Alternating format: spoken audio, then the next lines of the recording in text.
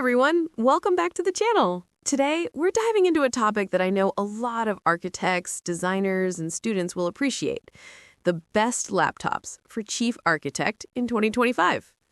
Now, if you've ever used Chief Architect before, you already know it's not just any design software.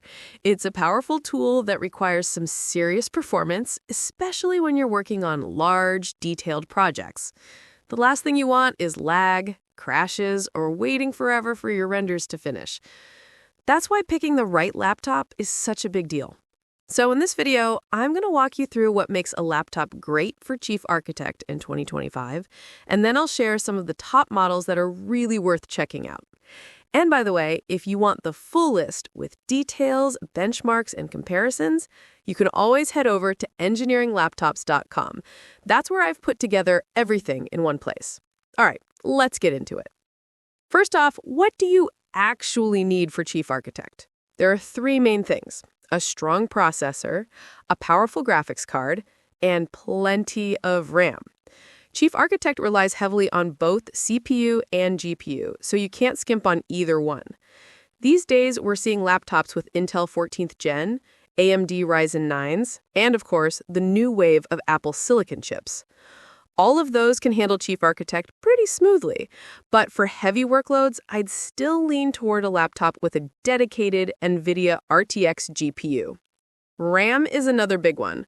Honestly, 16 gigabytes is the bare minimum, but I highly recommend going with 32 gigabytes if you're serious about your projects. It just makes multitasking and rendering so much smoother. And for storage, SSD is a must. A fast NVMe SSD makes opening projects and saving files lightning quick. Okay, so let's talk about some actual laptops. For Windows users, the Dell XPS 17 and the Razer Blade 16 are fantastic choices this year. Both give you that powerful CPU and RTX GPU combo that Chief Architect loves. They're also built really well, with gorgeous displays, which is perfect when you're working on detailed designs. If you're more of a Mac user, the MacBook Pro with M3 Max is a monster. Chief Architect isn't native for macOS, so you'll usually need to run it through virtualization or boot camp alternatives. But with Apple's crazy chip performance, even that runs surprisingly smooth. And if you're in Apple's ecosystem already, it might be a good fit. For those who want something that's a bit more budget-friendly, but still powerful, I'd recommend looking at the ASUS ROG Strix series or even the MSI Creator Z series. These laptops are designed with creators in mind, so they balance price and performance nicely. Now, one quick tip. Don't just look at the hardware on paper. Pay attention to things like cooling systems and battery life. Chief Architect can push your laptop hard, so you want a machine that won't throttle performance after 10 minutes of rendering.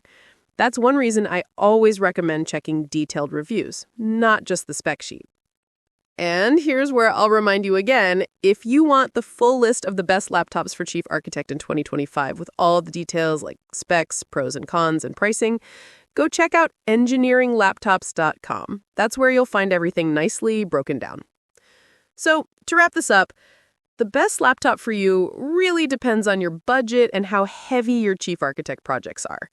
If you're a professional handling big, detailed designs every day, invest in a high-end machine with a powerful RTX GPU and lots of RAM. If you're a student or just starting out, you can get away with a mid-range option, but make sure you don't compromise too much on performance. It'll save you a lot of headaches down the road. All right, that's it for today's video. I hope this helps you figure out which laptop is the right match for your Chief Architect needs in 2025. If you found this useful, don't forget to like the video. And if you want more guides like this, make sure to subscribe. And again, for the full breakdown, head over to engineeringlaptops.com. Thanks for watching, and I'll catch you in the next one.